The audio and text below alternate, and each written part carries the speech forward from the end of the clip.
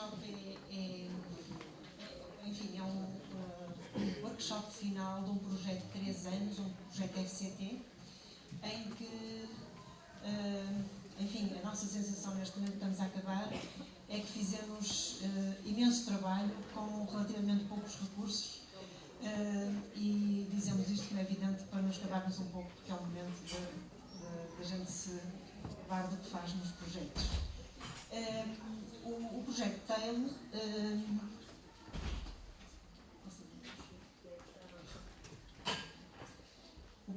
tem este nome por, enfim, uma referência ao long tail, aquilo que se costuma chamar o long tail dos dados de investigação, ou seja, a grande quantidade de dados de investigação que são gerados por pequenos grupos e que acabam por, em conjunto, ser mais do que os grandes dados gerados por poucos grupos.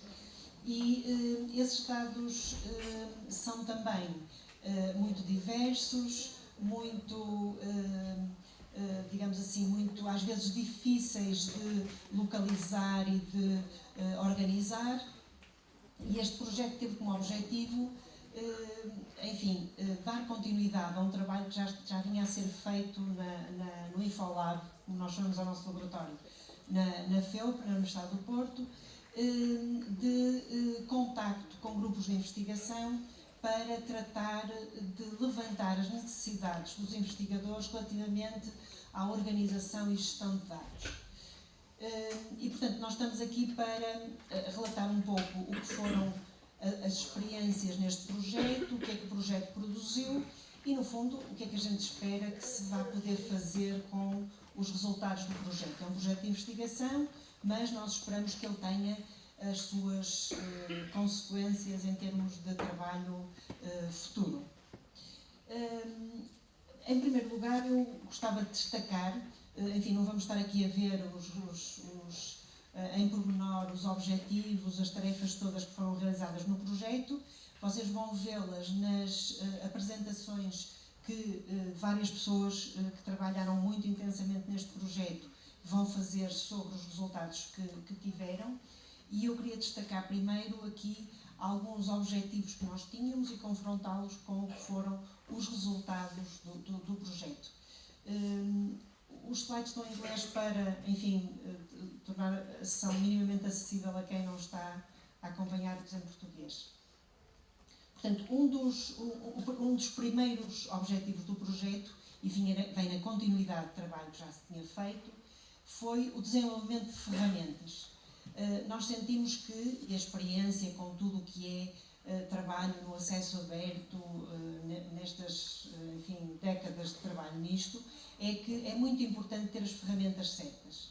E sentimos que, pelo menos à data de início do nosso projeto, as ferramentas certas não estavam aí. E, portanto, era preciso, para abordar os investigadores e para começar a fazer trabalho, oferecer-lhes algo.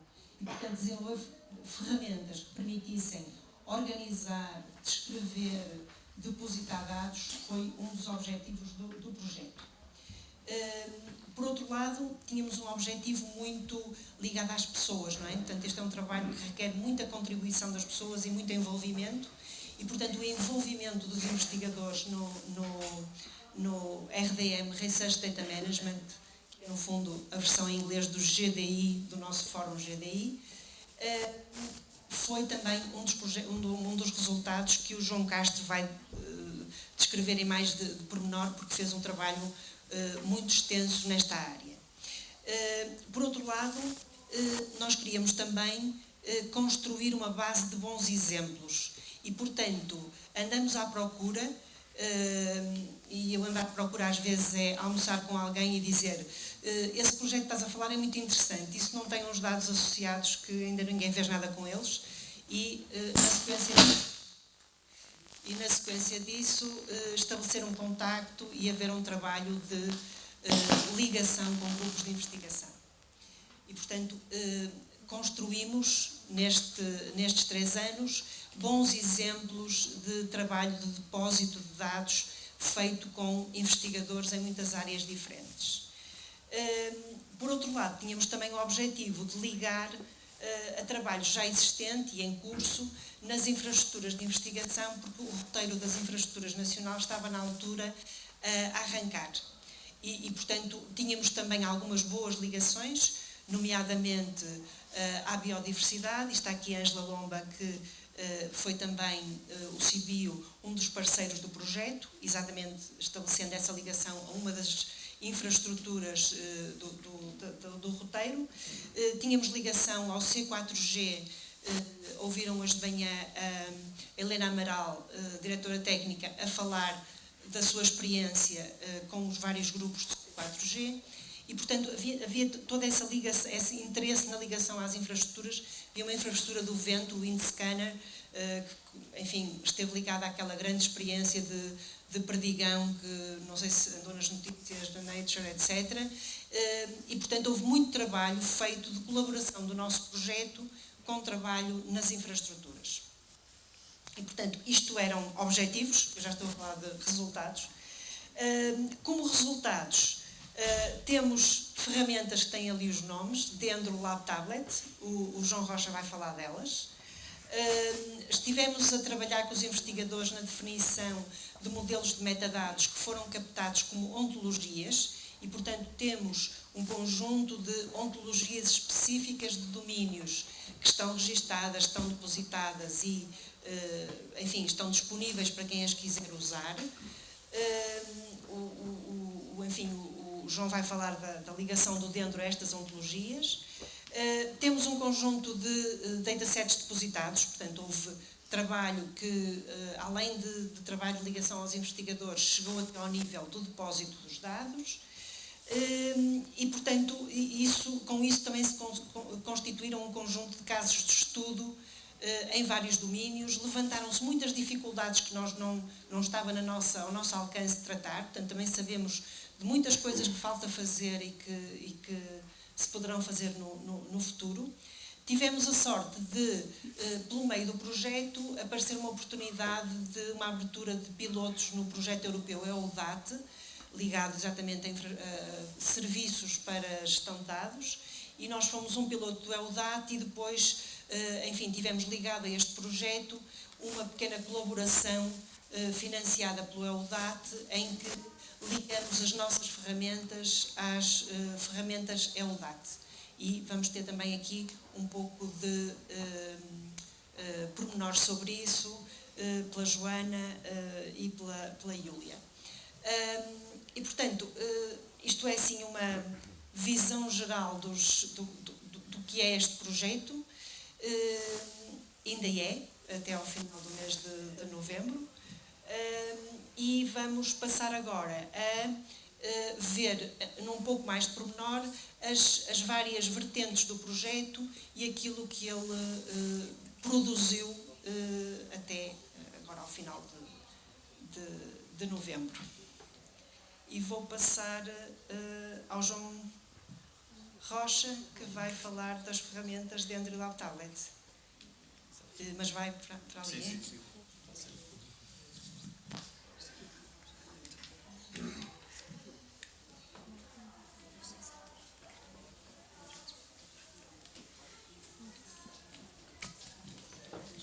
O João quer confiar mais no computador dele para poder fazer demonstrações. Com demonstrações isto é mais animado. Ora, boa tarde. Boa tarde, o meu nome é João Rocha e estou aqui para vos apresentar as soluções de software que nós desenvolvemos no decurso do projeto TAIL.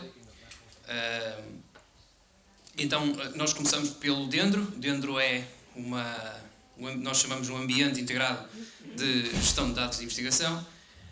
Tem uma interface semelhante ao que se consegue ver aqui nesta imagem.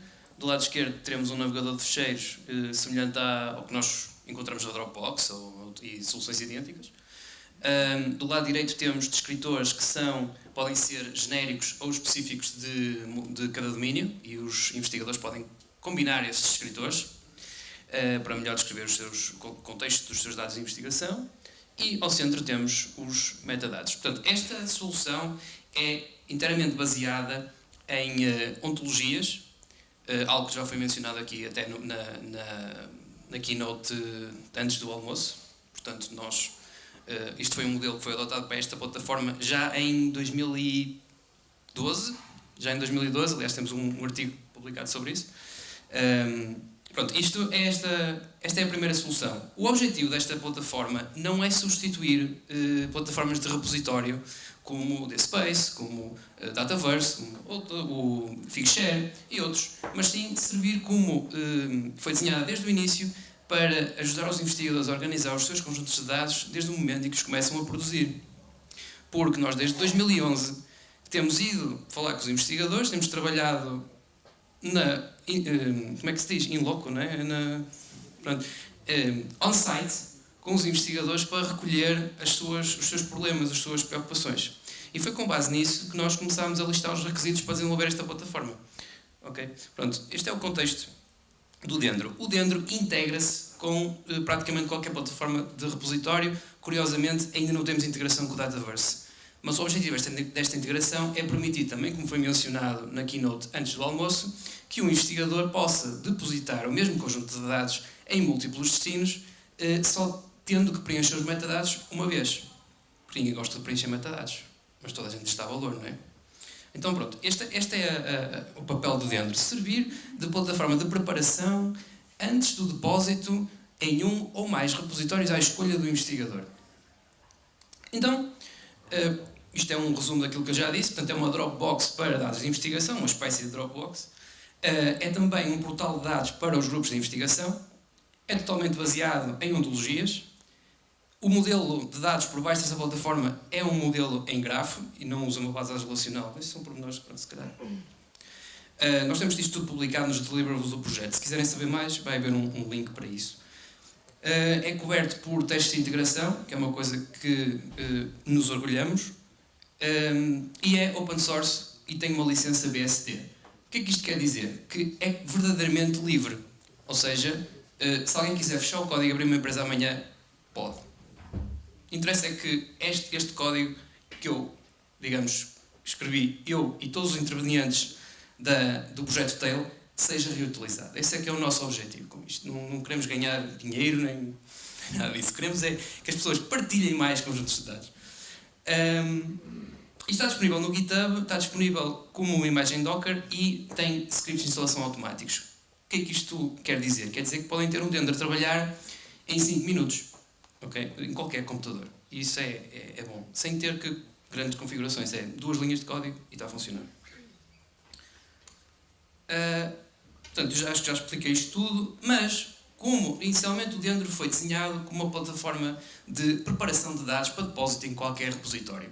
Mas devido a limitações que foram surgindo após a nossa comparação de repositórios, que também temos um artigo publicado sobre isso, começámos a identificar estes problemas e chegámos à conclusão que o Dendro precisava do seu próprio módulo de repositório. Precisava de funcionalidades simples para publicar e pesquisar sobre os conjuntos de dados, permitir aos investigadores depositar no próprio Dendro. E então fizemos essa implementação. E o Dendro agora tem pesquisa facetada, tem atribuição de DOI através de uma integração com o datasite, basta terem a vossa conta institucional datasite, por exemplo, podem parametrizar no Dendro e o Dendro automaticamente atribuirá DOIs aos datasets que são depositados na plataforma. Outra coisa que foi muito pedida pelos nossos investigadores, com os quais reforços temos trabalhado em muita proximidade, é a possibilidade de controlar o acesso aos conjuntos de dados. A pessoa poder aprovar um a um os pedidos aos seus datasets, pedidos de acesso aos seus datasets. Por fim, uma funcionalidade extra, todas estas funcionalidades de repositório não estavam previstas inicialmente, mas foram implementadas, a produção automática de snippets BibTeX. Para quê? Para facilitar a citação de conjuntos de dados através de simplesmente copy-paste e a citação já está feita. Basta colar na nossa bibliografia BibTeX e conseguimos citar um conjunto de dados que esteja depositado numa plataforma Dendro. Eu acho que isto, o Dataverse, por exemplo, também proporciona esta funcionalidade, mas nós achamos interessante e por isso também implementamos. Tenho aqui uma breve demonstração da plataforma. Ok. Portanto, este é o ecrã inicial da plataforma. Tem um problema qualquer com a resolução. Pronto. Mas temos aqui alguns datasets que nós fomos recolhendo ao longo do projeto Tail. Esta é uma instância que está a correr no meu computador, porque eu tive que configurar isto à última hora, que também mostra que é possível configurar isto em pouco tempo. Tive uns problemas com o VPN, ok? E então, isto é um exemplo do interface de navegação, semelhante àquilo que vem num CKAN ou num Dataverse, ok? É em tudo semelhante. Permite-vos encontrar conjuntos de dados por diversos parâmetros, incluindo no final, isto é bastante pequeno no interface, isto naturalmente precisava de um bocadinho de polimento, mas é interessante esta caixa que está tão pequenina, mas que não existe em muitas plataformas. Porquê? Porque nos permite selecionar... Permite-me selecionar um conjunto de descritores que podem ser muito específicos do domínio, por exemplo. Compound, que é um descritor de metadados específico do domínio da química analítica, um dos nossos trabalhos que desenvolvemos no contexto deste projeto, e nós conseguimos especificar aqui o valor daquele compound. Ora, isto é genérico, ou seja, eu posso combinar restrições mais ou menos genéricas dependendo do dataset que eu estou à procura. Apesar de ser uma coisinha pequenina no interface, eu orgulho-me bastante desta pequena feature. Quando nós entramos num conjunto de dados, isto não dá para mostrar tudo, não tenho tempo, mas do lado esquerdo temos os datasets, os elementos, os ficheiros que constituem este dataset. Temos uma sugestão de citação proposta, que é gerada automaticamente pela plataforma, e depois temos alguns metadados relativos a este dataset.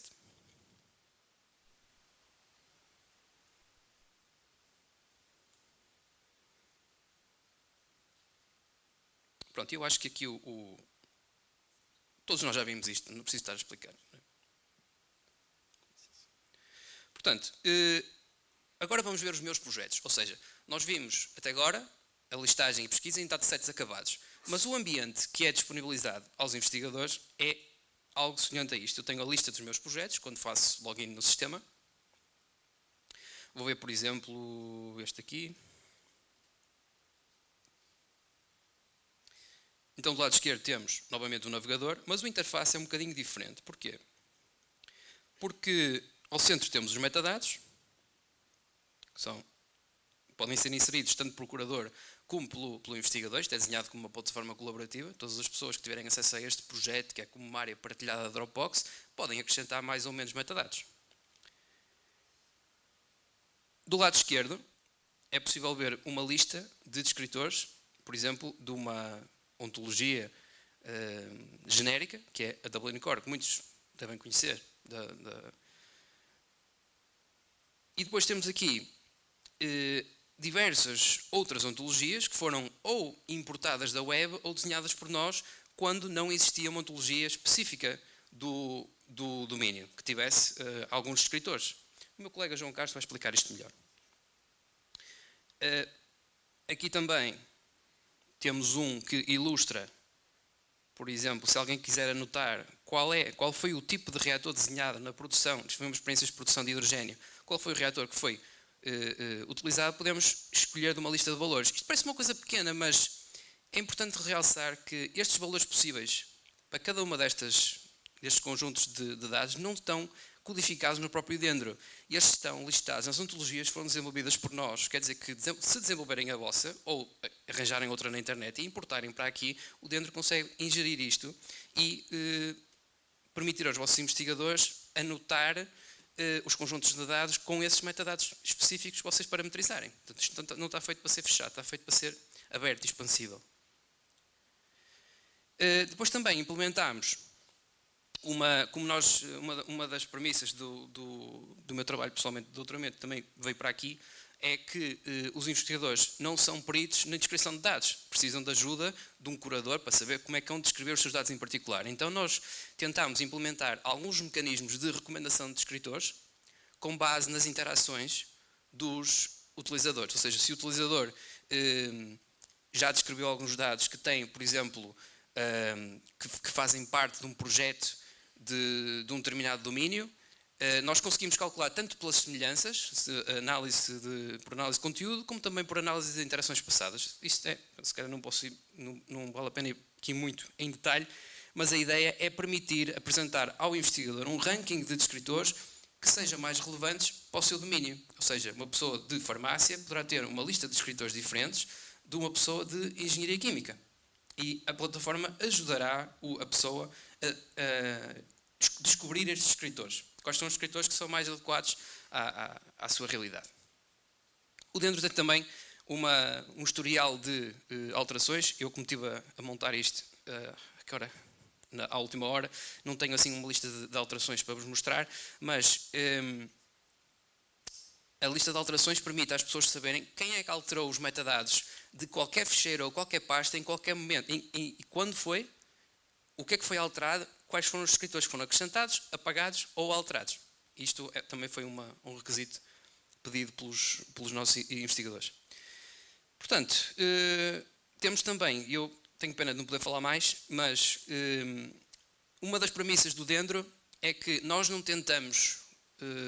uma das primeiras coisas que implementámos foi uma estratégia de saída para os investigadores. Ou seja, se amanhã o Dendro morrer ou deixar de ter suporte, o Dendro está desenhado para exportar os conjuntos de dados e projetos em formato standard, nomeadamente, acho que é o Bagit 0.97, este formato que nós estamos a utilizar. É um formato interpretado praticamente por qualquer repositório. O que é que isto significa? Quer dizer que se amanhã o Dendro deixar de ser suportado, ou se amanhã o Dendro, se houver uma alternativa melhor ao Dendro, é possível retirar não só os dados, como também os metadados, ou seja, não perder o investimento de colocação dos dados e dos metadados nesta plataforma. Podem substituí-la por outra coisa, se assim o desejarem. Isso foi das primeiras coisas que fizemos. Eu penso que é isso. Penso que também não quero alongar muito mais, porque haveria certamente mais coisas para falar. Mas, pronto, se quiserem saber mais, falem comigo depois da sessão, se quiserem, ou algum dos meus colegas. Portanto, se calhar vou voltar aqui. Espera aí, não mostrei uma coisa muito importante. Que é, portanto, esta plataforma tem a capacidade de exportar para as plataformas mais conhecidas, praticamente todos os repositórios open source, exceto o Dataverse, é uma missão nossa. Second, Dspace e Print, Figshare e múltiplos, ou seja, se tiverem que depositar num repositório A por requisitos do vosso projeto e tiver que depositar também no repositório institucional, podem parametrizá-los aos dois, e o Dendro trata desta canalização do depósito. Eu penso que falei de tudo. Agora, no contexto deste projeto, nós tivemos acesso, como a professora Cristina já mencionou, nós tivemos a oportunidade de trabalhar com o EUDAT no desenvolvimento de alguns plugins para as APIs deles. O que é que isto quer dizer? Nós implementámos pacotes de software em colaboração com o EUDAT para permitir que qualquer plataforma que precise de aceder aos serviços do EUDAT, programaticamente, por exemplo, para depositar automaticamente, para ter acesso aos serviços de armazenamento deles de uma forma automática, que os programas precisam deste tipo de integrações. Nós desenvolvemos 2 integrações, aliás, estou particularmente orgulhoso que nós vemos que este trabalho foi feito com alto nível de qualidade. Estes ícones que vocês podem ver ali a verde são resultado da nossa atenção ao detalhe, porque aquilo que nós implementamos está coberto por testes e sujeito a auditorias automáticas de código. Portanto, nós orgulhamos estas coisas. Pronto. Vamos continuar então. Gosto de dizer que isto oficialmente foi um contrato de consultoria. Nós prestámos um serviço ao EUDAT e entregámos um bom produto, na minha opinião. Pronto, o Lab Tablet. O Lab Tablet é uma plataforma, uma app para Android, que funciona como um laboratório eletrónico, um caderno de laboratório eletrónico, assim é que é. O objetivo disto é tentar semi-automatizar a recolha de metadados através de telemóveis ou tablets. São dispositivos atualmente muito acessíveis e que têm dentro lá dentro têm diversos sensores. Então nós pensámos como é que conseguimos, pensámos que seria interessante recolher metadados como, por exemplo, os percursos por onde os investigadores se deslocam ao longo de uma saída de campo, recolher, por exemplo, gravações de voz ativadas automaticamente com reconhecimento de voz, temos uma publicação também nessa área, de maneira que o investigador possa trabalhar no que estiver, que lhe ocupar as mãos, ao mesmo tempo que consegue editar pequenas notas ao caderno de laboratório eletrónico. O que é que isto tem de interessante? É que esta organização dos metadados de forma automática, através da recolha de sensores, por exemplo, é automaticamente representada com diversos descritores, que depois podem ser exportados. Podem ser exportados para o Dendro, e o Dendro, automaticamente, nós fizemos esse trabalho também para o EUDAT, conseguimos, a partir do tablet, dar a ordem ao Dendro para fazer o depósito de um conjunto de dados num repositório pré-parametrizado na plataforma. Isto está disponível na Play Store e também está disponível no GitHub, como código open source. Temos aqui uma pequena demonstração.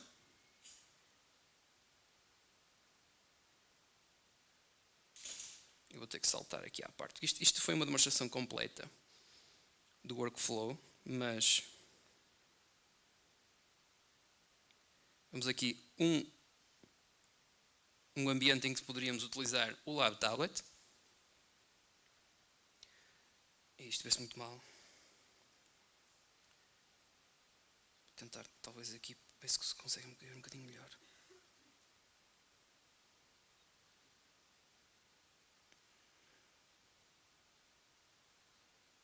Pronto, portanto, do lado esquerdo temos o utilizador do tablet, do lado direito temos aquilo que o utilizador está a ver. Em cima temos acesso aos diferentes sensores que podemos utilizar.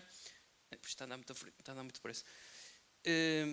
Podemos acrescentar diferentes descritores manualmente ou então ativar um modo passivo de recolha de toda a informação de todos os sensores, que é para no final da sessão de campo podermos atribuir àqueles valores todos que foram recolhidos quais são os descritores mais adequados. Por exemplo, o percurso GPS, o percurso do investigador ou da investigadora pode ser registado como coverage. Okay? Isto é só um exemplo, mas isto é muito flexível, tal como o Dendro pode ser parametrizado com conjuntos variáveis de descritores. Portanto, aqui temos a escolher, por exemplo, uma fotografia, a própria fotografia vai ser metadados, que é a depiction do espécime que estamos a registar, neste caso uma oliveira, né, que fica no campus da Philp. E podemos acrescentar também metadados manualmente, por exemplo, aqui o criador será Pedro Soares. Depois destes conjuntos de descritores, aqui temos mais alguns, mas eu se calhar vou saltar, que é para... não temos tempo para tudo. Okay. Sincronização, ou seja, acabaram a sessão de campo, chegaram ao laboratório e agora podem sincronizar a informação que recolheram no vosso tablet para um projeto no Dendro. E então o que vai ficar vai ser uma pasta, vai ser criada uma pasta num projeto da vossa instância de Dendro e na qual os metadados ficam associados à pasta e se tiverem outros sensores, por exemplo, porque o objetivo do Lab Tablet não é substituir todos os sensores. Cria-vos um ambiente, uma pasta já feita com os metadados todos preenchidos que foram recolhidos pelo tablet, uma pasta pronta para vocês colocarem lá os Excels, os ficheiros de fonte recolhidos pelas vossas máquinas ou tipo de aparelhos que levem para o laboratório ou para a saída de campo. E o resultado é isto. Temos uma série de metadados que foram recolhidos automaticamente pelo tablet associados a uma pasta no Dendro. Pronto, e eu acho que é isso. Como parte do nosso trabalho com o EUDAT, nós implementámos o elo final da cadeia, que é o depósito, não só sincronização do armazenamento com a solução cloud do EUDAT, que é o B2Drop, como também, portanto, podemos ver aqui, está aqui a demonstrar que os dados que foram colocados no Dendro foram enviados não para o sítio onde o Dendro está, mas para a cloud, que é o B2Drop. Depois, nesta fase temos a ordem, quando damos a ordem para depositar este conjunto de dados no B2Share, que é outro serviço proporcionado pelo EUDAT. Vamos ver aqui o resultado final. Aquele dataset que tinha Pedro Soares como autor, tinha ali uma série de ficheiros.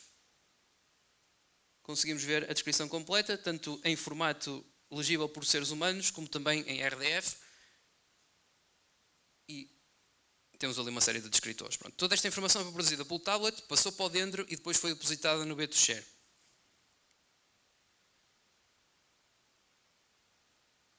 Mais, temos aqui, ok, isto é o formato legível por seres humanos. Será que mostramos aqui? Pronto, depois podemos fazer download do ficheiro e os dados estão todos lá. Eu acho que é isso.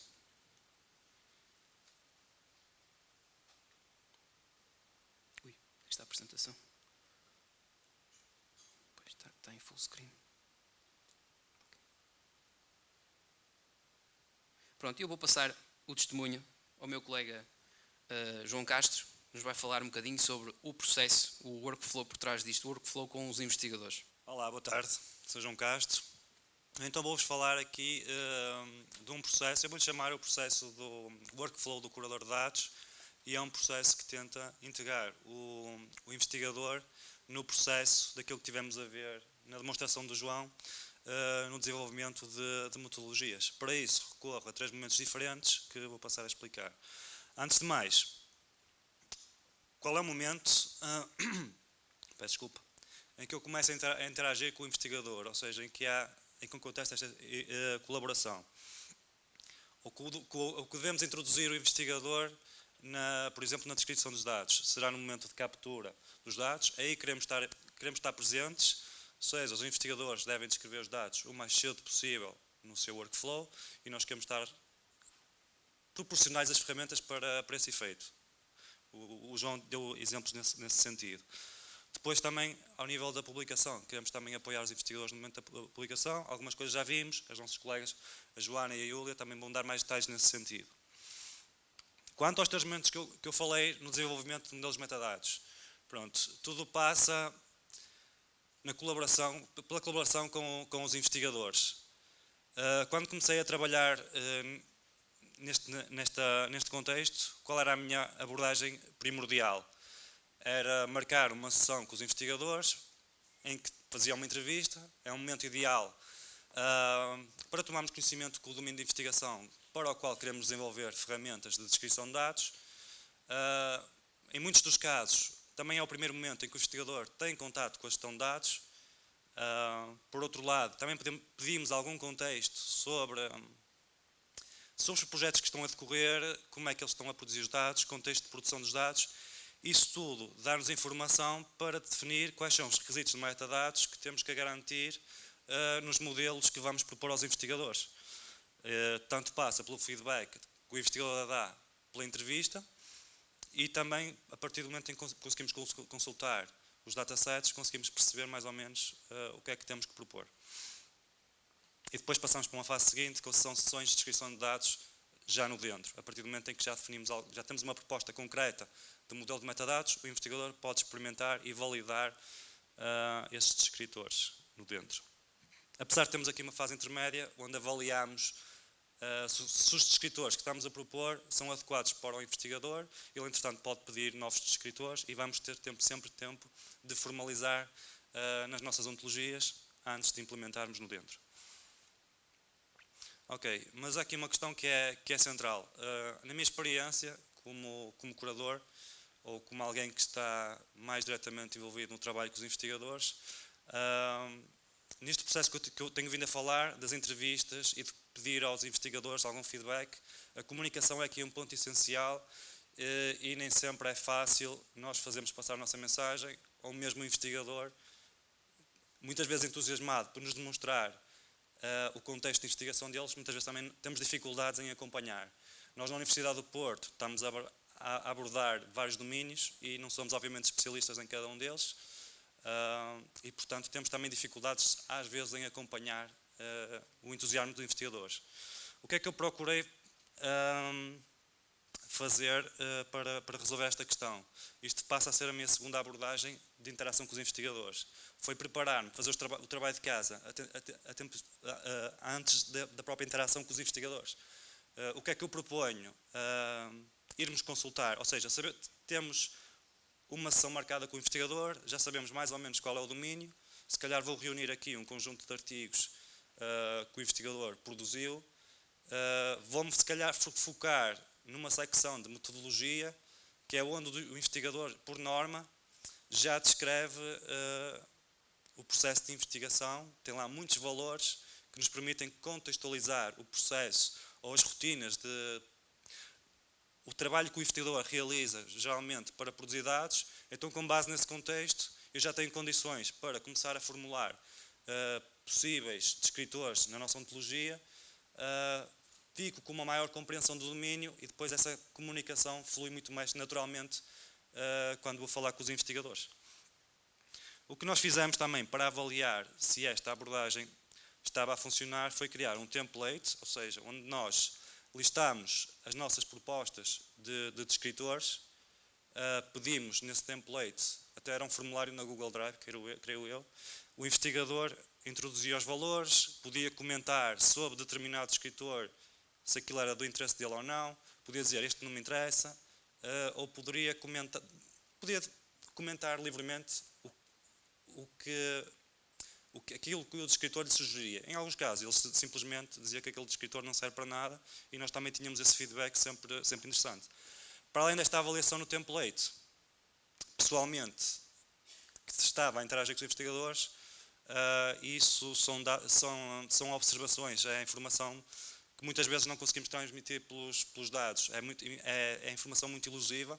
Consegui perceber que a dinâmica de comunicação com os investigadores melhorou com este procedimento. Portanto, fizemos uma avaliação em 3 contextos. Isto também ocorre quando vamos falar com um investigador de determinado domínio, já fizemos uma pesquisa de modelos de metadados e não encontramos ferramentas para aplicar. Então sabemos que temos que, se calhar, testar isso com os investigadores, também para puxar um bocadinho por eles, para eles também começarem a recomendar os próprios descritores que sejam do interesse deles. Portanto, aqui é uma tabela que corresponde à avaliação do template com os investigadores. É apenas um overview, os dados são muito mais detalhados e também vão estar publicados em breve. Mas, por exemplo, começando por este caso da química sustentável, nós propusemos 60 descritores, 38 dos quais o investigador anotou diretamente, ou seja, compreendemos logo imediatamente que aquele descritor era algo que fazia sentido para o investigador. Em outros ele anotou, mas se calhar sugeriu que talvez a terminologia pudesse ser ainda mais afinada. Portanto, já nos começa a dar aqui algum feedback sobre como é que podemos melhorar uma futura ontologia para este contexto. Novas sugestões, neste caso, em 2 dos casos, os investigadores foram capazes de nos sugerir novos descritores. Por exemplo, no caso do meio, na geração de fotovoltaicos, o investigador sugeriu 11 novos descritores. Isto é importante porque, muitas vezes, na abordagem que eu expliquei anteriormente, o investigador vai dizendo que sim, está tudo muito bem, mas muitas vezes não contribui com novos descritores. Aqui, como eu disse, melhorámos aqui um bocadinho a comunicação, propusemos coisas concretas e eles já foram capazes de dizer aquilo que eles são especialistas no domínio, não é? De dizer então aquilo que querem com mais efeito. Peço desculpa. Puderam ser capazes de dizer então aquilo que pretendiam de um modelo de metadados para o domínio deles. Por exemplo, num dos casos, 3 descritores não foram compreendidos. O investigador de nanopartículas disse que o reducing agent não era necessário. Outros descritores que não foram percebidos. No fundo, avaliámos esta experiência com os investigadores com grande satisfação, porque para os descritores que nós pusemos tivemos uma taxa de aceitação na ordem dos 84%. O que é muito bom para alguém que não é especialista do domínio, fazer uma proposta e ter também a aceitação por parte de um investigador de um domínio muito especializado. Outro ponto é quando já temos modelos de metadados disponíveis para uma determinada área, Então não temos que inventar a roda, não é? Pegamos no modelo e vamos testar esse modelo com os investigadores. O que acontece? Por norma, estes modelos também são muito complexos e é por isso que não são adotados de forma geral.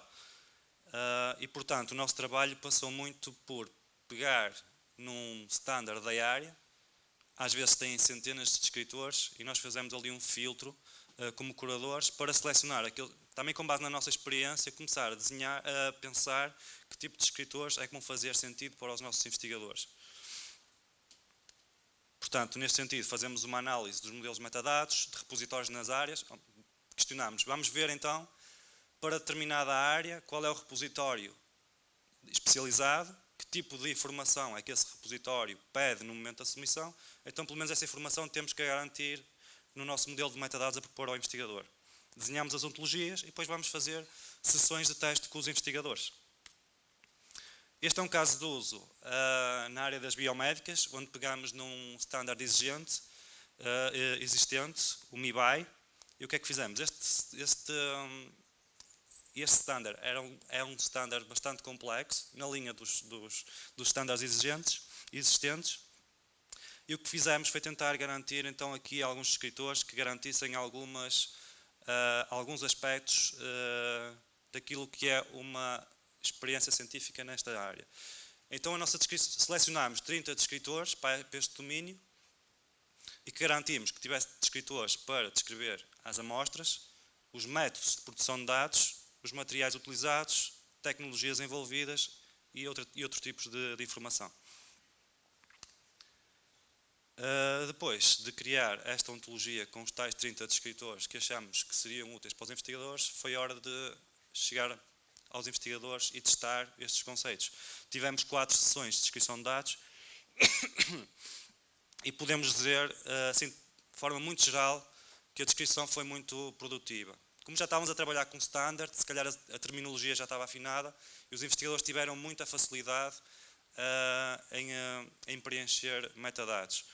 Há aqui alguma inconsistência de valores, para isso se calhar precisamos também de investir um bocadinho mais em vocabulários controlados e por aí fora. No final desta experiência, os investigadores também recomendaram novos escritores, alguns já existentes no standard que não foram selecionados por nós, mas como estamos a trabalhar em ontologias, temos sempre a flexibilidade de construir em cima do trabalho que já está feito, e outros propuseram conceitos que não estão necessariamente neste standard que estou a utilizar como caso de uso neste caso. Por fim, materializar aquilo que temos feito ao nível deste contributo, destas abordagens que eu referi de colaboração com os investigadores. As ontologias depois são operacionalizadas através do software Protégé. Isto é aquilo que nós chamamos ontologias leves. E depois, no dentro, o João já deu muito detalhe sobre isto. Quando estamos a anotar determinado conceito na ontologia, o que é que fazemos? Tentamos garantir um label para cada conceito, isto para nos expressarmos em linguagem natural para os utilizadores finais no dentro. Damos sempre uma definição de todos os conceitos e do próprio standard. Como podem ver, neste caso, no fundo, temos uma descrição do MIBI.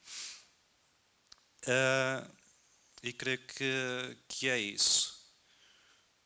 Também, se formos buscar o conceito a um determinado standard, também apontamos para o vocabulário de referência, neste caso. Portanto, eu estive até agora a falar aqui das componentes de interação curador-investigador e alguns processos manuais na minha abordagem. A colega a seguir, a Carla Lopes, vai falar-vos de uma abordagem, de uma proposta de ferramentas para facilitar também o processo de seleção de escritores a partir dos documentos que eu falei há pouco.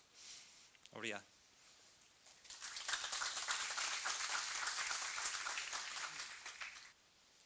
Pronto, boa tarde. Acho que sim, agora é a minha vez. Pronto, o trabalho que eu vou descrever agora vem muito na continuidade daquilo que o João teve a descrever, ou seja, o que está aqui evidenciado neste slide é o trabalho que tipicamente o curador tem, e o trabalho que muitas vezes o João também assumiu, ou seja, o curador tem que se familiarizar com os documentos do projeto, que tipicamente existem no Dendro, tem que conversar também com os investigadores e depois propor então uma ontologia que pode ser validada ou pode ser melhorada com os contributos do investigador. O objetivo deste trabalho é tentar auxiliar as tarefas do curador, ou seja, a partir dos documentos que já estão disponíveis na plataforma, tentar automaticamente extrair o que nós consideramos ser o essencial, ou esperamos que seja o essencial desses documentos, extrair conceitos, relações entre conceitos e disponibilizar essa informação ao curador para que seja mais uma fonte de informação que ele possa utilizar na definição das ontologias. Não se pretende aqui criar as ontologias automaticamente, pretende-se simplesmente auxiliar as tarefas do curador, que continua a ser quem cria as ontologias. De uma forma muito alto nível, qual foi a abordagem que seguimos? Isto foi o resultado de um trabalho de mestrado, de mestrado em Engenharia Informática na Faculdade de Engenharia. Inicialmente, o que nós fazemos é selecionar, a nossa estratégia foi ser interativa juntamente com os investigadores, ou seja, os investigadores ou os curadores, que nos dizem quais são os documentos que querem escolher para extrairmos daí os conceitos. Depois, a esses documentos há uma fase de pré-processamento, que é uma fase típica em processamento de linguagem natural, no qual fazemos diversas operações ao texto. Depois, temos que extrair então os termos mais importantes. Aqui nós comparamos diversos sistemas existentes e escolhemos o que funcionava melhor neste tipo de documentos, tipicamente artigos científicos, e depois comparamos 3 abordagens. Uma em que extraíamos apenas os termos diretamente, outra em que usávamos os termos para ir à DBpedia e extraíamos os conceitos, e outra em que usávamos os termos para ir interrogar os linked open vocabularies e extraíamos as propriedades daí. E depois fornecíamos isso ao curador. Aqui tem alguns screenshots, alguns ecrãs do Dendro, porque isto acabou por ser implementado como um módulo adicional no Dendro. Este ecrã que aqui está é onde o curador seleciona os documentos que pretende considerar para fazer a tal extração. Depois, aqui temos a lista de termos que foram identificadas naquele conjunto de documentos, já ordenadas por relevância para aqueles documentos, ou seja, prevê-se ou estima-se que os primeiros sejam mais importantes do que os últimos. Isto é apenas outra forma de visualizar os termos, que fizemos aqui algumas, que nós chamamos de ser um clustering, agrupámos os termos de acordo com o seu contexto. E depois, para além disso, damos também a possibilidade ao curador de adicionar outros termos que considere ser relevante para além daqueles que foram identificados automaticamente nos documentos. Depois, com base nesses termos, podemos escolher aqueles que nós,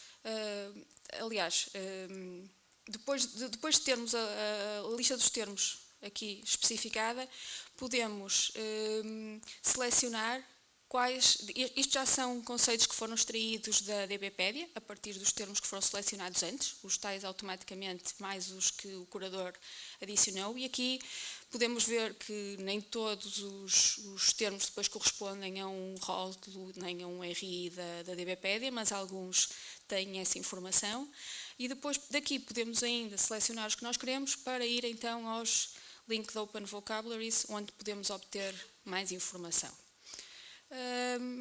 A nível de avaliação, tivemos 2 abordagens. Tivemos uma avaliação automática, ou seja, usamos 3 ontologias que tinham sido definidas por curadores e para as quais tínhamos todos os documentos que deram origem ou que foram analisados pelos curadores a construção da ontologia.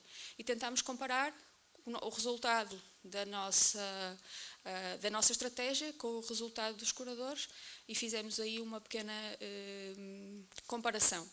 O que verificámos foi que nem sempre a precisão era elevada, ou seja, nem sempre no topo dos termos apareciam os termos que tinham sido identificados pelo curador, mas que conseguimos encontrar uma qualidade razoável de termos. Para além disso, como também queríamos testar a parte da interação do curador com a plataforma, também fizemos uma avaliação automática com os curadores, que tipicamente interagem com o Dendro e têm que propor as ontologias, e o feedback foi positivo, e em geral os curadores concordaram que de facto este módulo poderia ser interessante para o Dendro. Pronto, agora de seguida vem falar a Joana.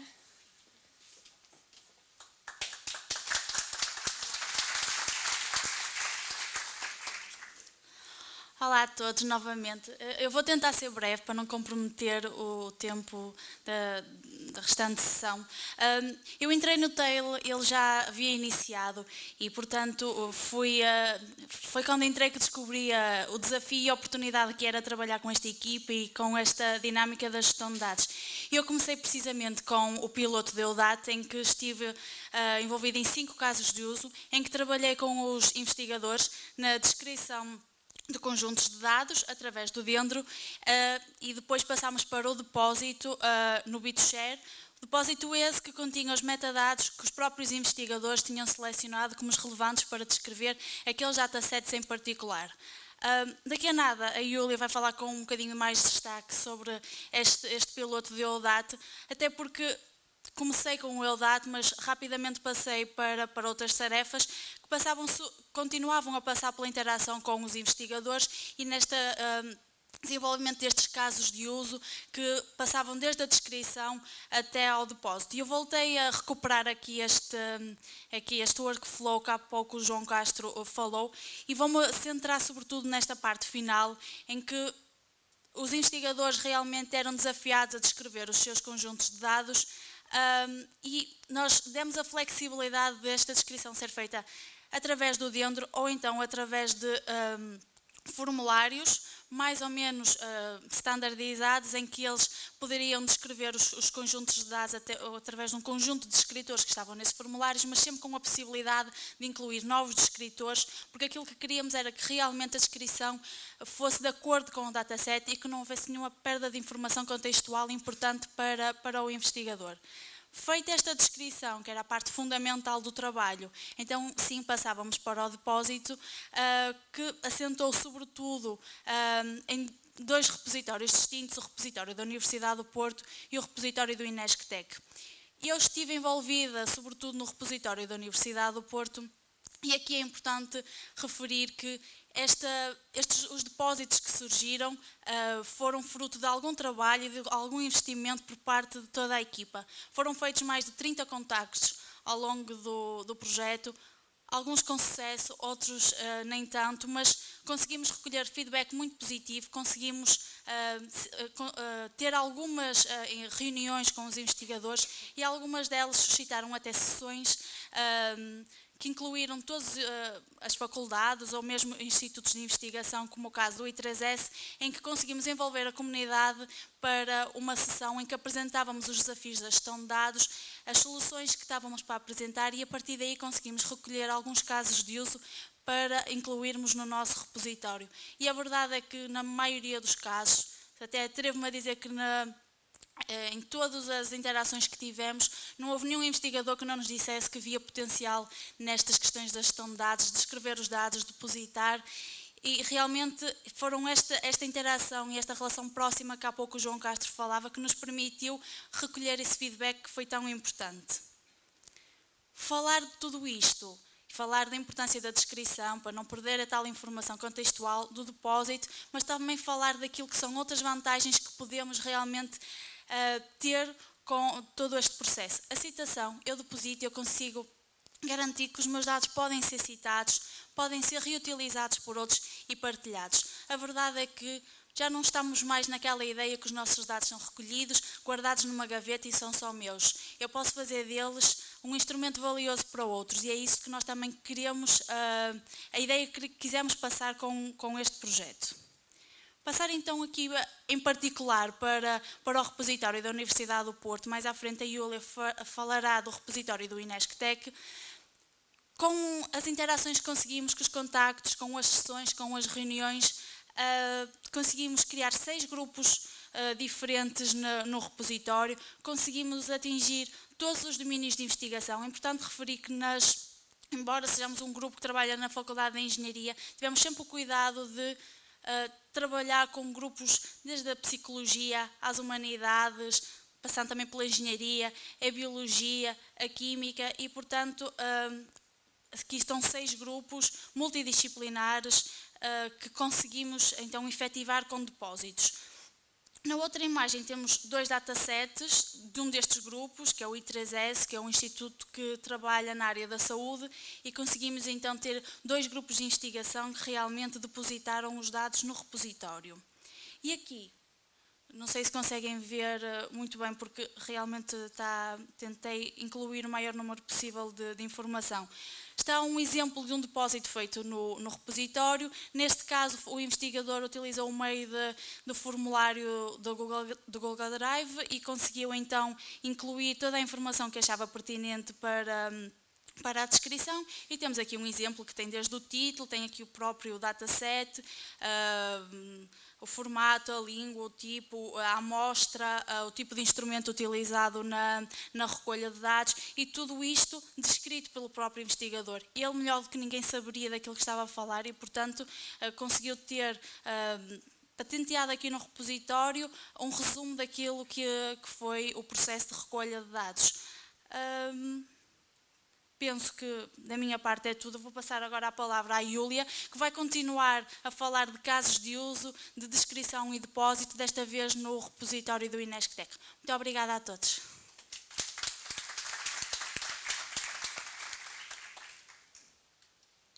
Boa tarde a todos.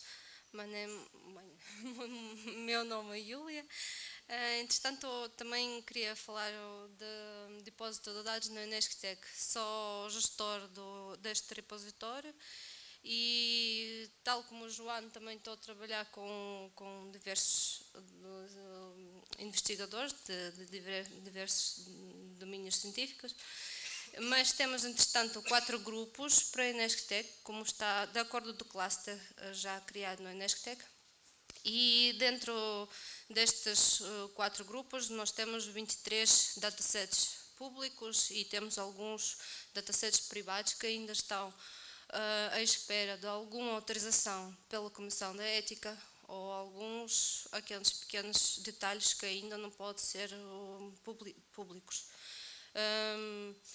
Pronto, o INESCTEC, tanto como o repositório do Porto, também é baseado no SCAN e, entretanto, tem a flexibilidade na descrição dos dados depositados.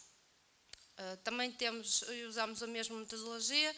Os investigadores estão a descrever a informação sobre os dados num formulário e depois, numa reunião, o curador, neste caso eu, vou melhorar, estou a dar sugestões para melhorar a descrição e para fazer a descrição mais detalhada. E, além disto, nós, neste repositório, temos vantagem porque estamos a atribuir os 2 ao dataset. Isso dá mais benefícios a investigadores, porque já podem citar os seus dados e pronto, já estão indicados mesmo com autores destes dados. Ninguém vai roubar. Pronto. Além disto, eu também passo a fazer, para já ainda, uma sugestão de citação. Como os dados podem ser citados, se podem ver, existe aqui um CITES, que ainda feita manualmente, mas estamos a trabalhar para isto, para conseguir também implementar o código para fazer esta citação automaticamente. Pronto. Também temos os casos, aqui não tem, mas estamos a fazer ligação também com notebooks, com visualização dos dados, ou seja, a Susana falou que ela é fã do notebooks, então nós temos essa ligação com o Jupyter e, entretanto, dados são depositados neste repositório e permite a visualização do código através do Jupyter. Acho que é tudo. A outra questão que queria também dizer, nós estamos a trabalhar para melhorar a descrição do dataset. Para quê? Para ter dataset com mais fácil reutilização. Além disto, que a Joana começou, e também nós depositamos os nossos antologias criados para dentro no BitShare. Então, voltando para aquela situação que eu falei que é preciso ter os datasets com fácil reutilização. Existe o outro serviço que o Yeodat está a criar e está ligado ao BitShare. Isso já acontece depois da dataset seja depositada. Nós habituamos, não é, que temos dataset depositado e já não podemos fazer nada com ele. Não temos nenhum comentário, não conseguimos avaliar se o dataset é bom, se falta alguma coisa. Entretanto, o BitNote é um serviço que pretende fazer anotações aos dados do dataset, aos focados de cada ficheiro, e permite ter algum tipo de feedback ou algum tipo de informação adicional depois dos dados ser depositados. Imaginamos uma situação. Pronto, esse aqui é o interface da BitNote, mais detalhado. Imaginamos a situação, depositamos no nosso dataset, temos um ficheiro e alguém, ou outro investigador qualquer, utilizou o nosso ficheiro deste dataset, achou bastante importante e útil e queria partilhar a sua, não sei, alguma opinião pessoal sobre este dataset. Ele pode usar esta interface. Aqui existe tanto como vocabulários controlados, pode também fazer os tags e também existe um espaço onde pode meter o free text, pode escrever à vontade e depois de fazer esses comentários, anotações todos no final, também pode descarregar, fazer um download deste código, se precisa de usar em algum lado, por exemplo.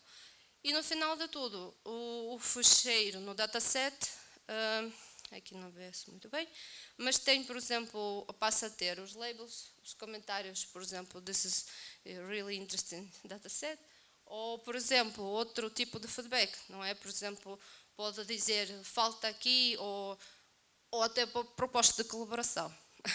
Eu gostei do vosso dataset, queria colaborar consigo, não sei. Vários tipos de feedback. E, entretanto, posso passar agora a palavra para a Ângela Lomba, que vai mostrar o caso de uso na biodiversidade. Obrigada.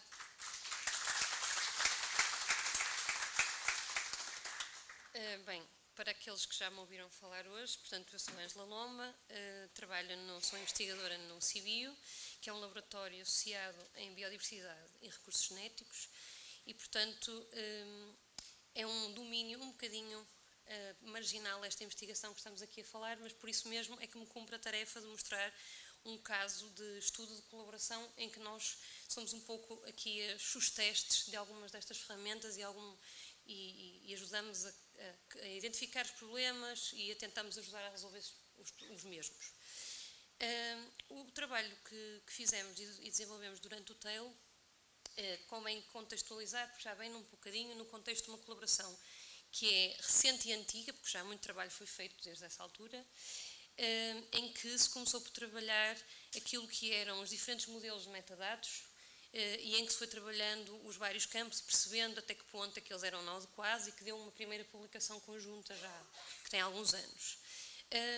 O que foi interessante é que o TAIL é aprovado numa altura em que é aprovado um projeto meu, que trabalha na interface entre aquilo que são os impactos da agricultura na biodiversidade e serviços de ecossistemas, e portanto foi aqui um bocadinho a situação ideal para se trabalhar desde o início num contexto em que nós precisávamos ou desejávamos ter algo diferente.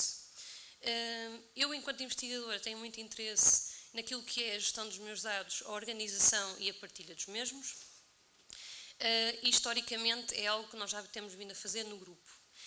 Dessa forma, um dos grandes trabalhos que nós começamos a fazer no contexto do TAIL, atendendo a que no nosso domínio da ecologia, mas não só, e na parte mais de descrição ambiental, e se imaginarem na questão das medições das diferentes variáveis ambientais de clima, os cenários de alterações climáticas, as alterações do uso do solo, as próprias imagens de detecção remota que cada vez são mais frequentes e mais disponíveis, nós começamos por fazer um trabalho em que voltamos um bocadinho atrás para perceber que perfil de metadados tínhamos começado por utilizar e se esse perfil de metadados ainda se adequava ao projeto que íamos iniciar.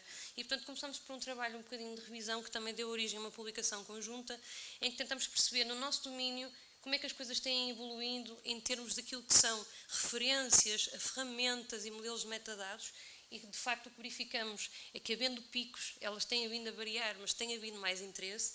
E depois acabamos por ser confrontados com aquilo que já era um pouco a nossa percepção de que, acompanhado também por esta disseminação e evolução tecnológica, temos cada vez mais ferramentas, mas temos também mais iniciativas e modelos.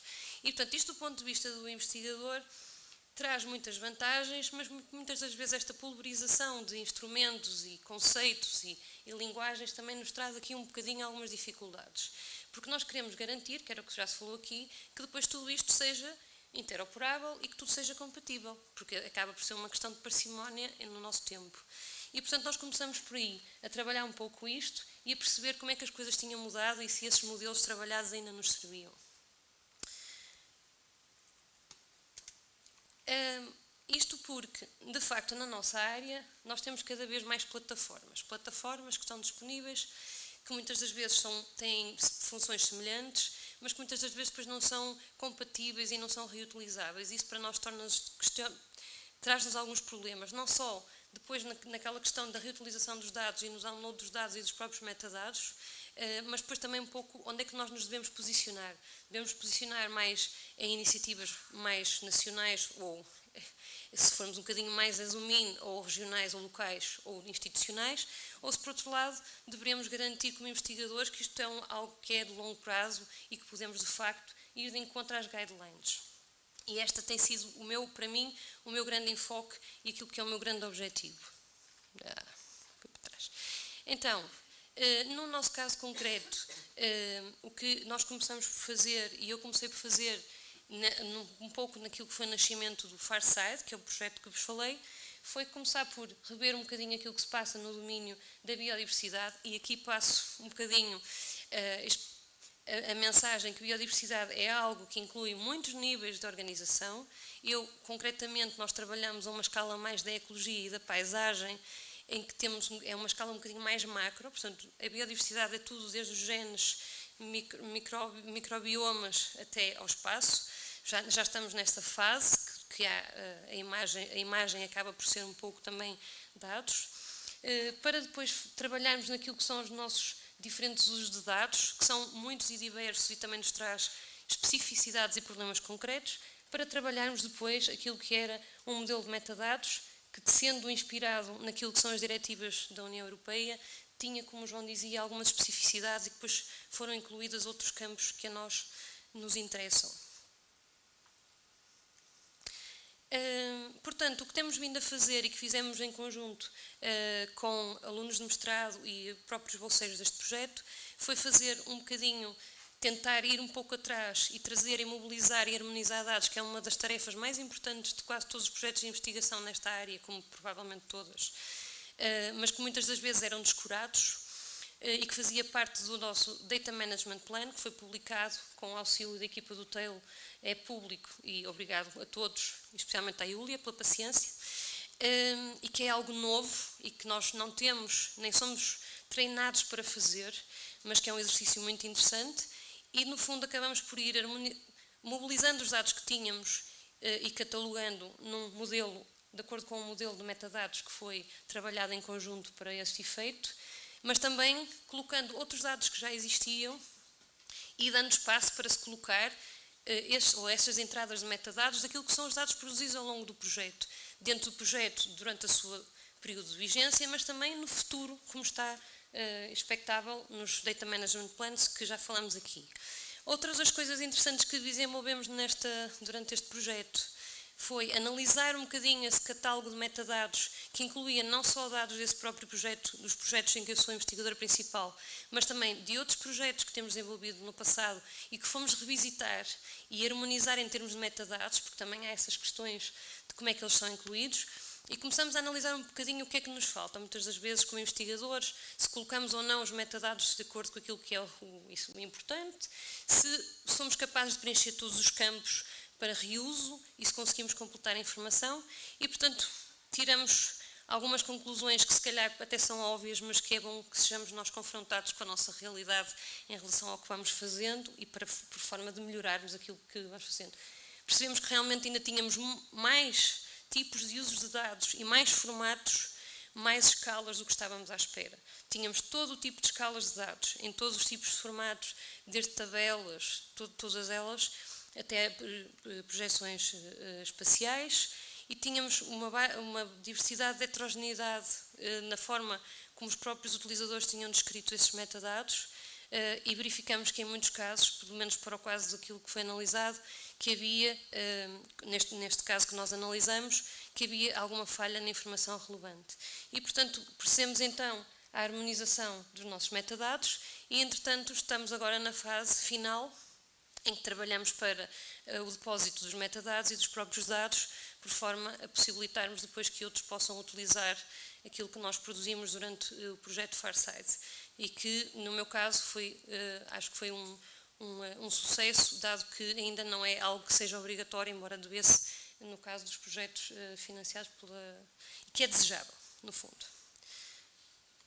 Da minha parte, era isso, portanto, dizer que é algo bastante, tem sido muito construtivo poder interagir com um grupo de trabalho que consegue perceber as nossas dificuldades, as minhas dificuldades como investigadora, e julgo que temos aqui uma base de trabalho muito boa para conseguirmos avançar e fazermos mais. É só.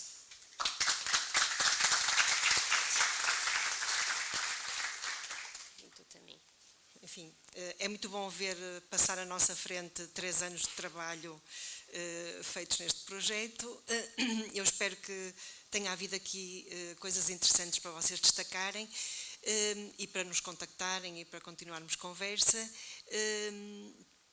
E tenho que referir aqui algumas coisas que acabam de compor a imagem deste projeto, porque eu acho que um projeto de 3 anos e com um orçamento, enfim, limitado, isto é um projeto de 300 mil euros, é uma coisa que devia ser pública, mas nós não conseguimos ver os orçamentos dos projetos financiados. Como é que se faz tanto com 300 mil euros?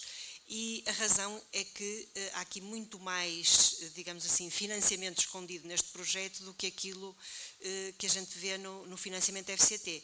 Além da colaboração com o EUDAT, nós tivemos ligados a este projeto 17 teses de mestrado. Em 3 anos, eu acho que é um feito, não é? E isso significa que em cima da equipa do TAIL esteve um trabalho pesado de orientação, coorientação, apoio a estudantes, que eu tenho que destacar aqui porque foi extraordinário. Depois o projeto também, e estes projetos são projetos de investigação, portanto têm que exibir os respectivos indicadores.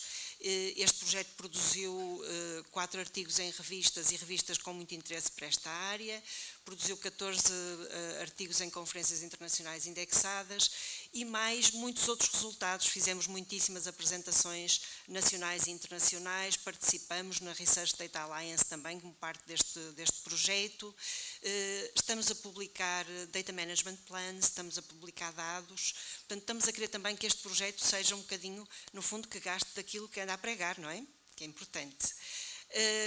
E outra coisa que acho que foi muito importante neste projeto foi a colaboração entre o INESCTEC e o CIBIO, porque esta colaboração já vinha de trás, já tínhamos feito, no fundo eles tinham tido paciência para nos aturar a testar ferramentas, tinham muito boa vontade para serem nossos testes, e foi bom corporizar isso também num projeto financiado.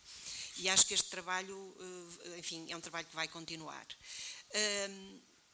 E, portanto, nós temos neste projeto desde uma componente de investigação, que foi a motivação do projeto, até resultados que vão a repositórios, como o caso do INESCTEC que está em produção e o da Universidade do Porto que está à espera de autorização para isso.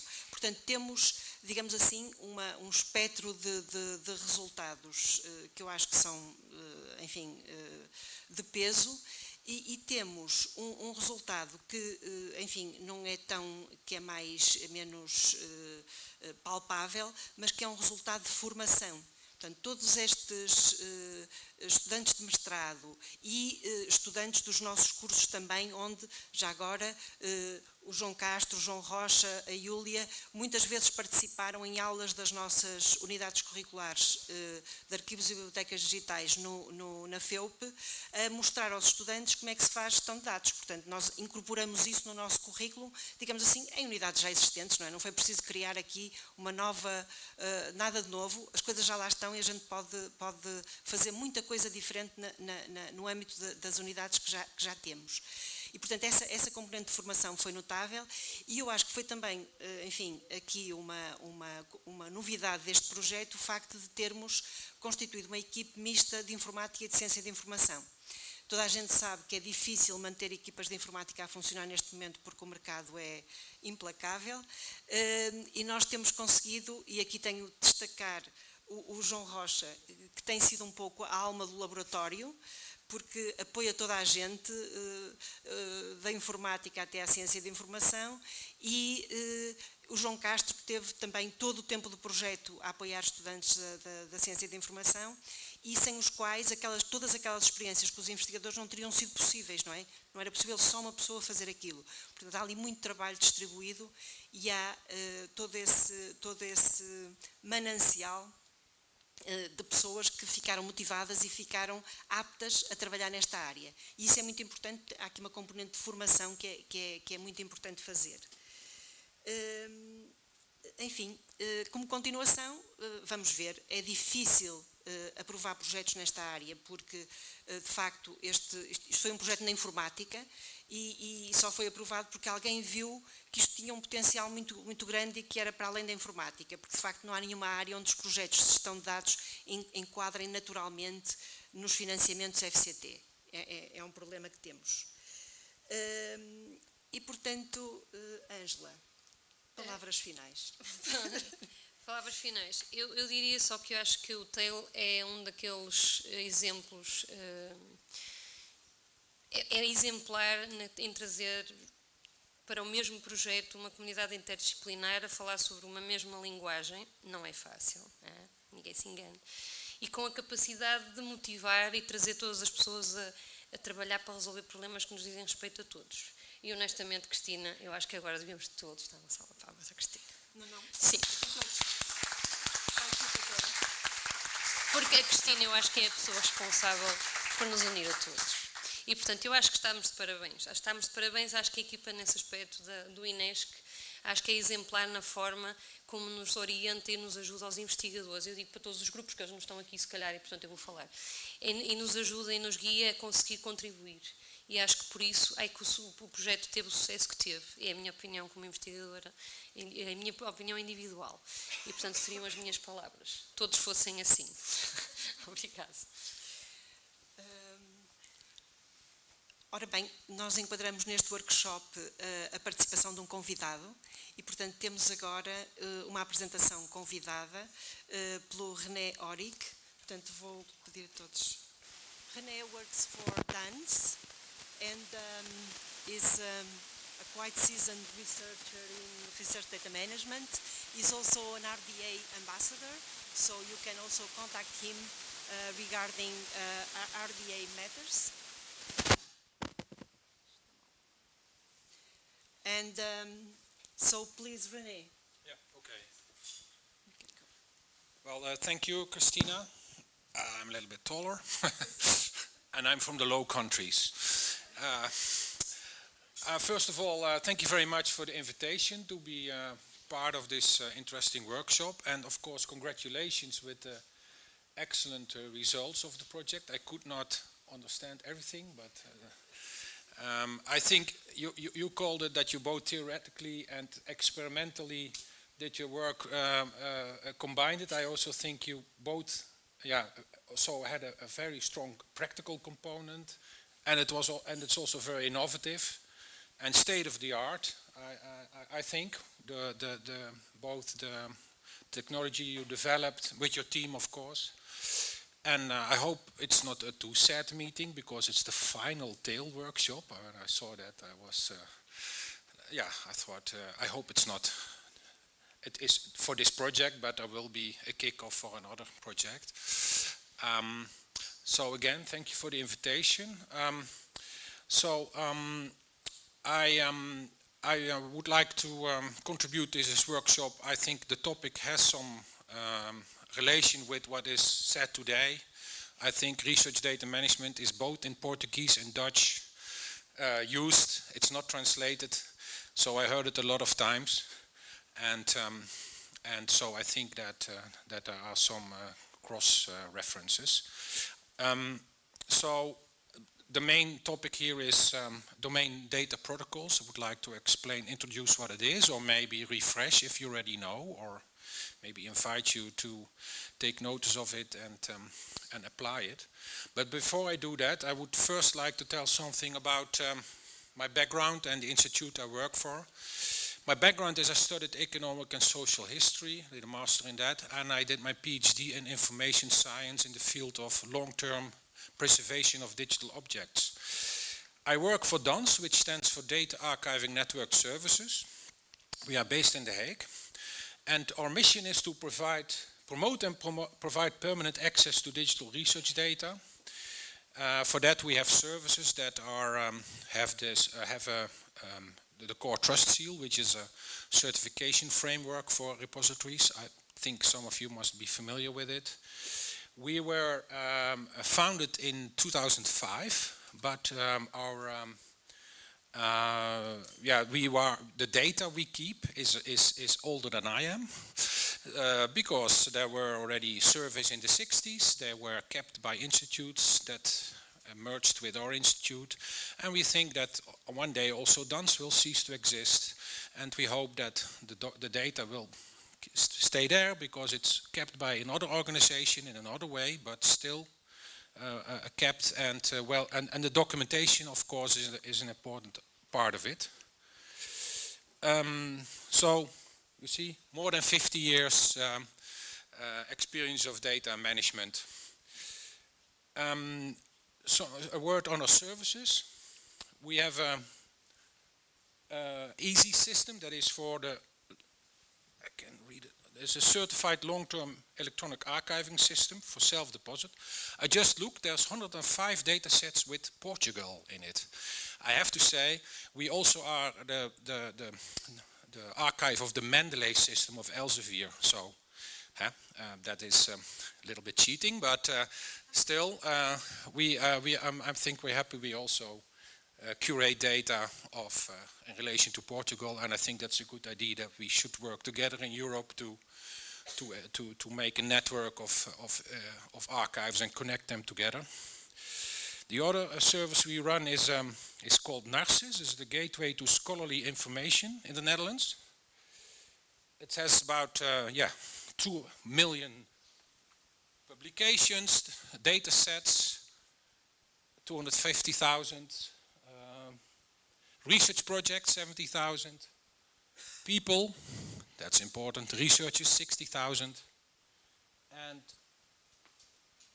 organizations, sorry, I don't know them by head, and of course the relation between them, and for that you need identifiers working to make the relation between all these items.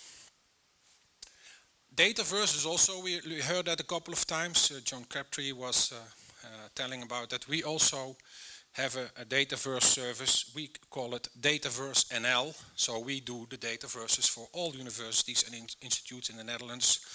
So that is more efficient than do it 15 times on separate places for short and midterm data storage. And we have, we do consultancy and training.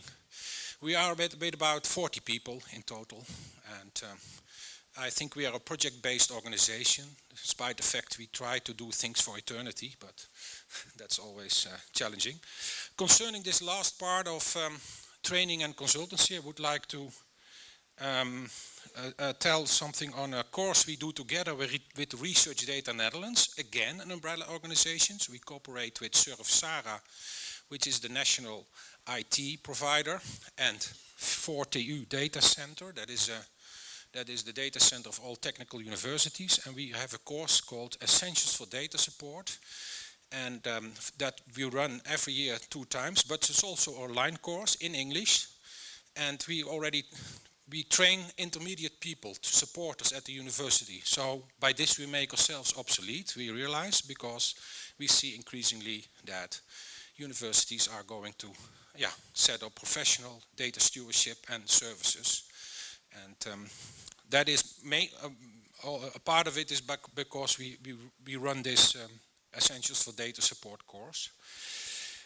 We are also involved in an initiative with the DCC.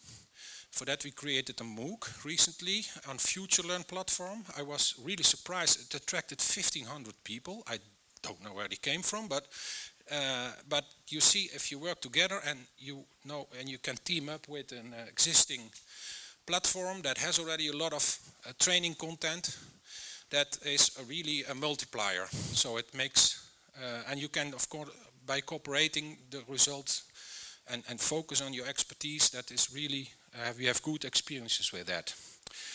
And this course will be open again early next year. So that's the background of our organization. Then I would like to have one slide on a project called EOSC Hub, because this project gives me also the time, the means to be here, and it has also a task called data management planning. And the idea is that in next year we are going to work on the data domain protocols, which I will tell more about in short time. So this EOSC Hub project is one of the Horizon 2020 projects that is preparing the EOSC, the European Open Science Cloud. You see the pillars are EGI, but also EUDAT, already mentioned a couple of times. So B2Node, B2Share, B2Drop, the services are all created as part of the EUDAT project, and this EOSC Hub project makes it possible to continue to work and to maintain the services. And Indigo Data Cloud is another project, and I also worked in EUDAT, and that's where I met the colleagues in Porto, and that's the story on the background on that. So as I said, EOSC Hub has a task, and the task is on data management planning, advocacy, guidance and support. That's what we have to do. Before I'll explain more on what we would like to do. Is also interesting to look for whom are you doing it. Because I work in a service organization, and our clients are the researchers. But in a lot of meetings you meet people that provide services, funders, policymakers, and it's good to look what the researchers themselves think about data management and data sharing. And there was a Springer survey of 7,700 researchers, and we are very happy that the vast majority is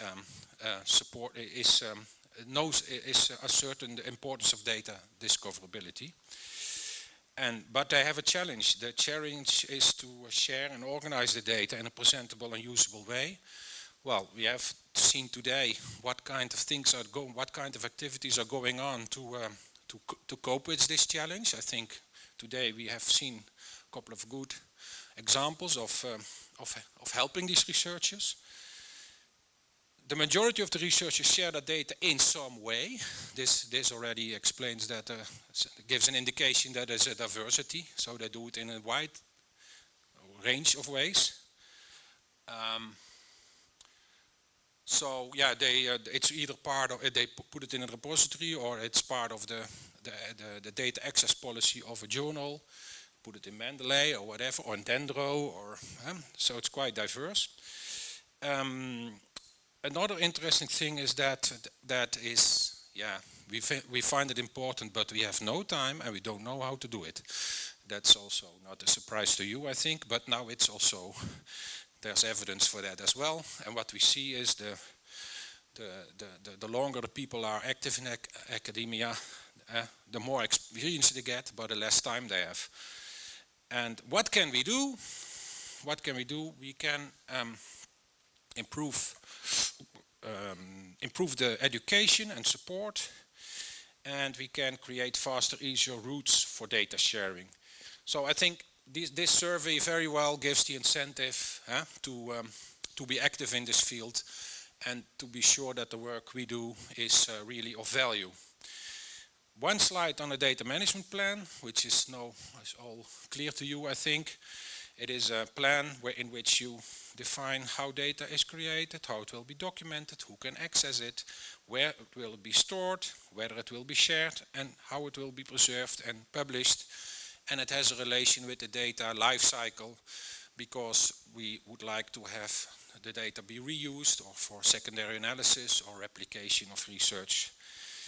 And there is a diversity on data management planning. Sometimes part of the grant, or afterwards, or with or without any obligations, and also this is confirmed what we have learned today. So it's increasingly demanded by universities, but many researchers see it as another bureaucratic hurdle. They have to fill in again a form, and why, and what's the incentive of not do? What's the incentive of doing it, and are there any sanctions? Varying requirements, but nevertheless it's a good practice because because it will be a precaution against data fraud and sloppiness, makes research transparent and makes research more easy to share. So is it a chaos or a harmony? Who requires the research data management is quite diverse. Funders, research organizations, universities, journals, and what is required, that's also, we all agree on the components of a data management plan, but the moment you get into the details, it gets, of course, can get confusing. What are the criteria? Is it compliant with the FAIR principles? Should you do it during or after the research? Must you do it to be eligible for funding? What about the software, etc.? And how do you do it? Is it by a project proposal, during evaluation, via code of conduct, or via a tool? I think most of you know that online DMP tool, where you can create your data management plan. How detailed should it be? And how strict? So this slide illustrates the diverse landscape. So there is agreement on the overall policy aims of data management, but many details differ at the level of execution. So it makes sense to make a distinction between core data management requirements, on which we all can agree, and domain-specific ones. Sounds sensible, isn't it? And then minimize all other variation. Well, and now I come to the topic of the talk, data domain protocols. So what you see here on the bottom are 6 parts, components of a data management plan. And I will explain further on, they originate in some organization. Science Europe, data description, documentation, storage and backup, legal and ethical requirements, data sharing and data management. And then you could say that for that are the common requirements. And then for each requirement you can of course ask more detailed questions like you should your data format should be standardized or open, or your software should be open access, etc. But different, for instance, within the social sciences, the privacy issues are very important. So you could say the domain-specific requirements should pay attention to it. This is not very sensible in other fields, for instance, in the natural sciences, where you have other requirements. And then you could say there are institutional variations that have to do with the funding scheme or the tradition or whatever, any specific requirements. So the idea is then to comply with this data domain protocol if you are in one of the disciplines, or deviate from it but then motivate. This idea originates from Science Europe, and Science Europe is an organization of all European research councils, including, I think in Portugal it's FCT. Huh? So they also support it. So they should also support it, not only but maybe could also support it in practice. This document is published in, I think in 2018. That's the guidance document. Guidance document presenting a framework for discipline-specific research data management. So that's the launching of the idea. Then a year later, there is the practical guide. Now we are coming. This is nice, of course, because now we can also see what we mean with these core components. And the link brings you to the documents. So here on this page you see on the left side I say 4 of the 6 core requirements. It starts with data description and then some detailed questions. But the question, the exercise is that to translate these core components for a specific domain or discipline. And that is, and then of course find acceptance, consensus within the research community. It has to be endorsed by the funders. And again, as I told already, the principle is you comply or you explain. If you say I not agree with it, so you have to motivate that. And this reduces the need for individual data management plans and simplifies the evaluation of DMPs by funders. That's the idea. An example. So here the example is on storage and backup. So you could say for every topic then we storage and backup of during the research process, we formulate the requirement by a question and give some guidance. It looks very obvious, but indeed different. This one, but disciplines have different opinions. We saw the talk of one of the JAWs on. He called it domain. I don't know the term for it. I forgot it. Domain principles or something. Yeah. So you could. There is of course lots. There are within the disciplines different approaches towards it. Well, and we worked on a proof of concept within the social sciences and behavioral sciences. And it will not surprise you that this already mentioned DDI, the Data Documentation Initiative, metadata standard is part of the protocol because it's a very important standard in that discipline. So that is the idea of the data domain protocol. I think it's a great idea. If not, I did not explain it very well. But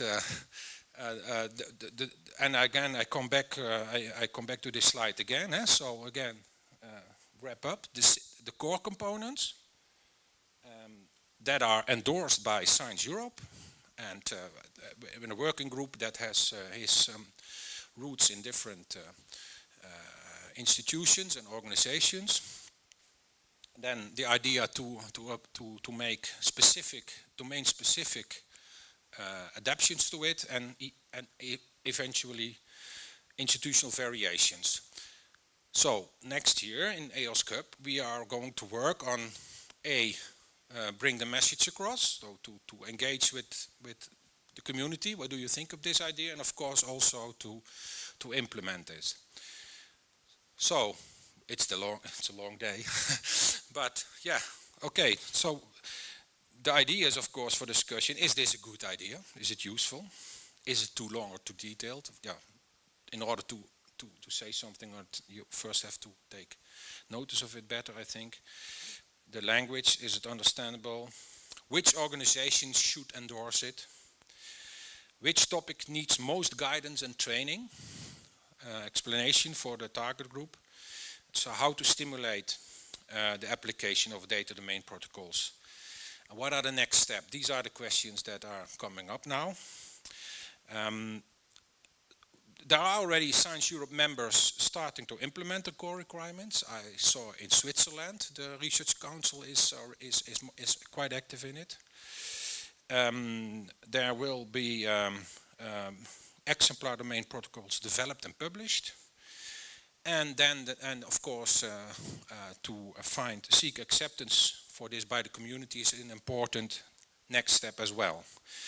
So I hope that that the topic has some relation with what was discussed today, and that you also think about one of the discussion points. And yeah, we'll see next year how in the future how this can evolve into a mature and usable framework for research data management. That is what I would like to say. Thank you very much.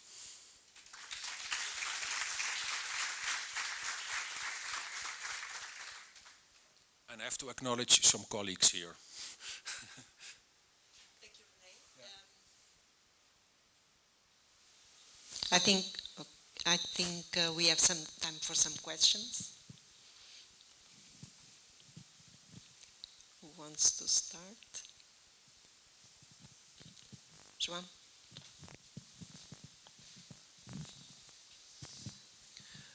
Hello, thank you for the presentation. I'd like to ask something. This idea of how to stimulate the application of domain data protocols, I see this as perhaps, if I understood correctly, I see this as perhaps as a helper, a shortcut, or a way to reuse recommendations from the common ones. Then you move on to the specific ones in the domains. I would say, are you developing any kind of tool or any kind of catalog where you can systematically help researchers and curatorial offices with the people who are doing the final DMP, how they can reuse these domain data protocols? How can they perhaps suggest changes? Yeah, thank you. That's a good question. We started to work in the social sciences domain. So very simple, by creating a Google sheet and with all the questions. And we consulted a couple of experts and going through the core recommendations and asked them. I think here you see here the example. This one is: how will new data be collected and produced, and how will existing data be reused? And then we asked a couple of experts in this field to formulate a consensus answer on it. And then, we have the next step is, of course, to find more support for it and to make the tools more professional, and also to consult other communities. So it's a lot of work to do. So your question is very good. So the idea is here, a first proof of concept with simple tools, And that's the start.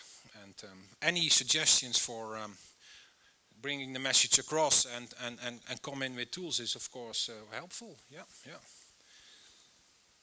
Did that answer your question? Yes. What I understand is that you are exploring the concept first without investing in the tools. Yeah. But after this matures, then you will have more knowledge for the implementation. Yeah.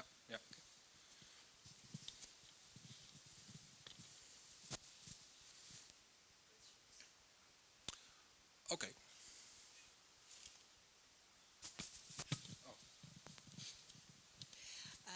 And René, how do you expect these concepts of the domain data protocols to be integrated in the data management plan tools?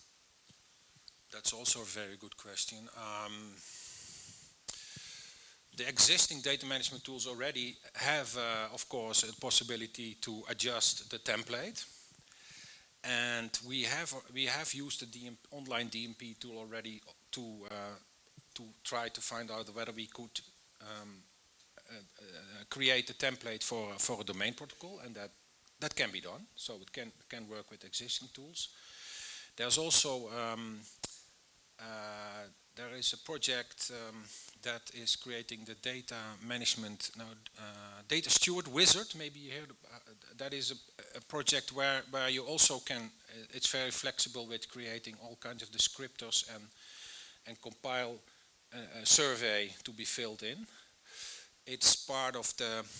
It's not Fair is Fair, but I forgot the name of the project. But that's also a tool that we used to test the concept. And so there are indeed tools available that we can use to implement and bring the idea further in reality. Yeah. Thank you. We have time for one more question. But no questions yet, maybe in the coffee break. Yeah, okay. Thank you so much, René. Okay, thank you.